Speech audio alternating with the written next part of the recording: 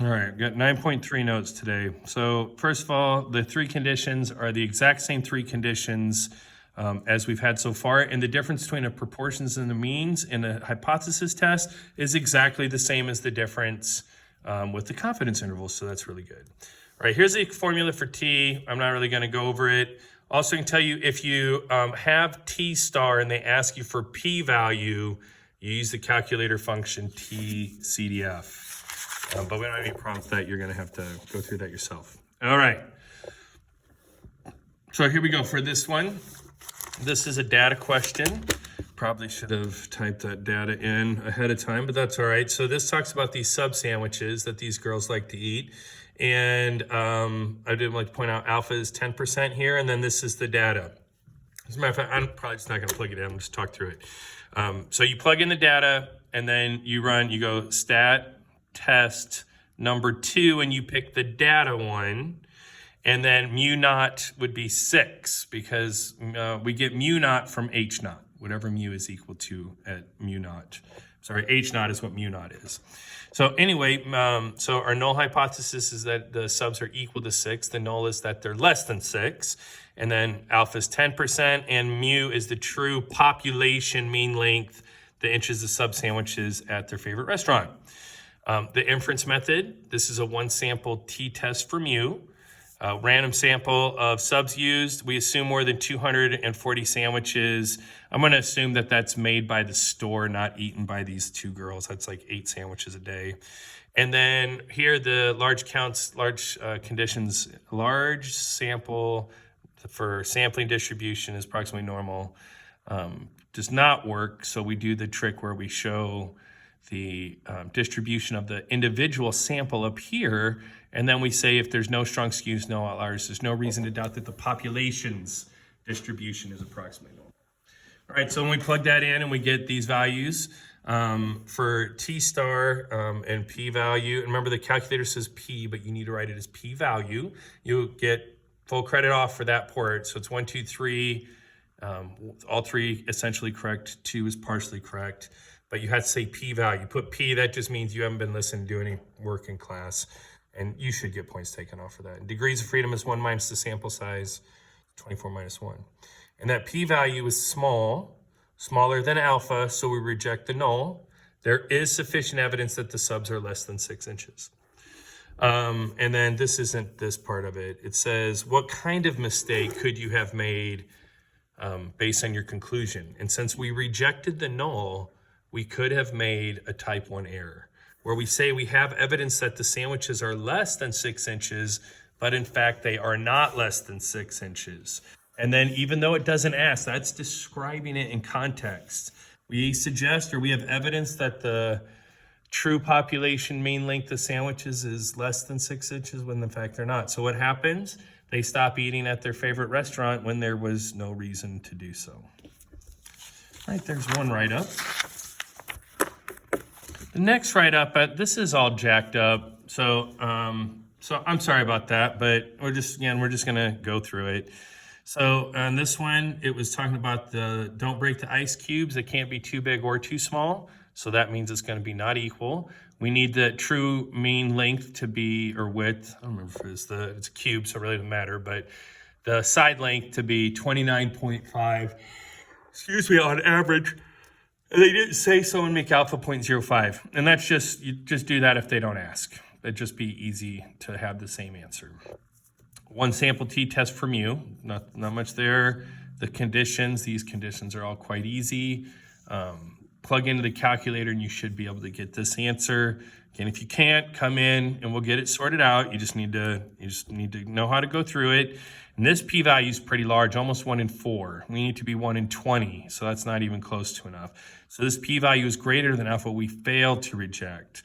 There is not evidence that the true mean cube is 29.5, right? And then this last one, this is the confidence interval you would get. Excuse me, but right now I can tell you because we failed to reject, that 29.5 has to be inside of this confidence interval, which it did. Now, I will say this, the confidence interval, the 95% and the alpha of 5%, those two need to be hundreds partners in order for this connection to be made. But they like that. You're almost certainly see that. All right. The next one, I think I will do this one. So I'm gonna, if I pause, it'll make a different video. So you might just need to fast forward a second or type these in. And next time I do a video, I'll try to remember to get this done ahead of time.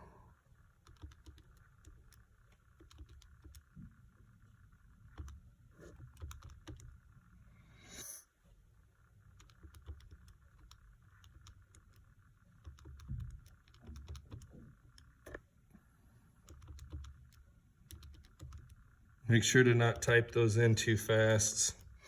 Sometimes there's actually a short lag when you're typing into the calculator, which I realize is very lame by today's technology standards, but nonetheless, here we are.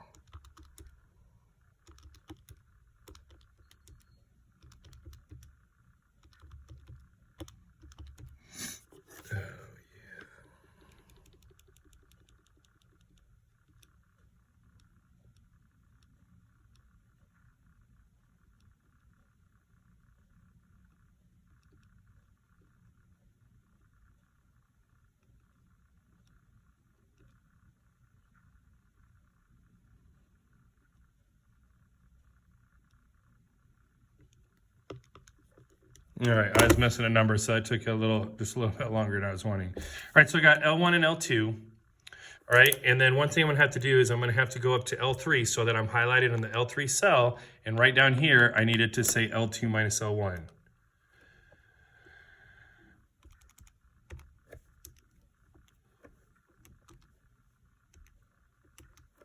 All right, and then I push down and it populates that column for me, and it gives me the differences in times. Now I did L2 minus L1. I'm gonna explain that here in just one quick second. All right, so first of all, this one is a match pair design. They go to the store, and then each trip to the store is straight across from each other. And I would not compare this one to this one down here. Only compare straight across, because that was the same trip to the grocery store. Maybe this was on a, Sunday morning or Sunday after, right after lunchtime, Sunday lunchtime. Maybe this was Tuesday before school or something. So you'd only check across, which that makes this a match pair design experiment. And that's why it's called a paired t-test, match pair design paired t-test from U sub D. Now right here, you don't have to do this, but I'm gonna write D as regular minus express. This allows me to establish the order of subtraction. It's gonna make things easier on me later. And then mu sub D, that's my parameter right there, the true mean difference in the time between regular and express. The null is gonna be that there is no difference, that the difference is 0. And then here, the alternated set's greater than 0. Now that's a little confusing, but on this one, we want to show that the express is faster. But remember, also faster means less time.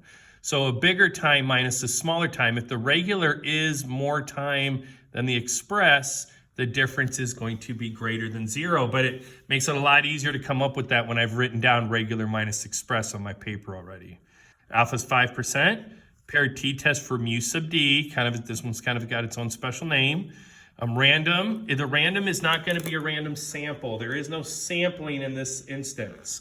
The randomness was the treatment between the two girls. So they flipped a coin to decide which girl went in which line. The 10% rule, now I have it here, I've written it in the notes that it's not needed, but you just skip it. On an experiment, there is no 10% because 10% rule, remember, establishes independent sampling. We don't need that. And then on this one, 15 is less than 30. So again, we look at the sample distribution, and I'll show you this graph here in a minute. No outliers, no strong skewness, no reason to doubt that the population is approximately normal. And then we'll get these numbers here in the calculator in a minute. P-value is small, reject the null. There is evidence that the express line is faster than the regular line. All right, so I needed the differences. So now what I'm gonna do is I'm gonna go stat tests, and I'm gonna go t-test, and I'm gonna go data t-test. I'm gonna make mu naught is 0 for mu sub D at h naught is 0. In my list, I need it to be L3. A little bit different. I don't want it to be L1. I need it to go to L3 to get my data. And then this one, I need to change. That is going to go the same direction as what's on our paper. Calculate, and there's the 1.96677, whatever for T. Again, it says P, but we have to write P value.